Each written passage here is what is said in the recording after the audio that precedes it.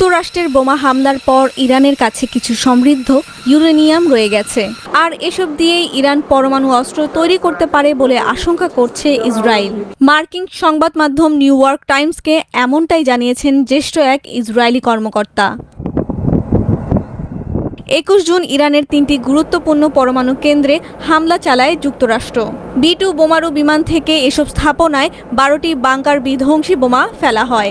হামলার পর থেকেই মার্কিন প্রেসিডেন্ট ডোনাল্ড ট্রাম্প এবং তার মন্ত্রিসভার সদস্যরা দাবি করে আসছেন, ইরানের 3টি পারমাণবিক স্থাপনাই পুরোপুরি ধ্বংস হয়ে গেছে।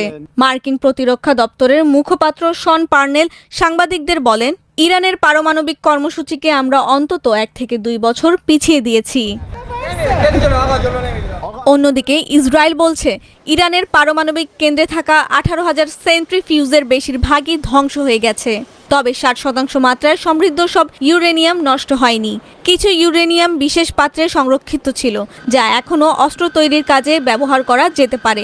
ওই ইসরায়েলি কর্মকর্তা হুঁশিয়ার করে বলেন, সেই ইউরেনিয়াম সংগ্রহের চেষ্টা করা হলে ইসরায়েল আবারও ইরানে হামলা চালাবে।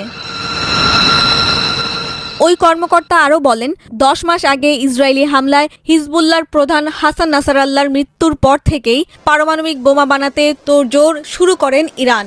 এর যথেষ্ট প্রমাণ হাতে পেয়ে যুক্তরাষ্ট্রকে সঙ্গে নিয়ে ইরানের হামলার পরিকল্পনা করা হয় বলে দাবি করেছে ইসরায়েল।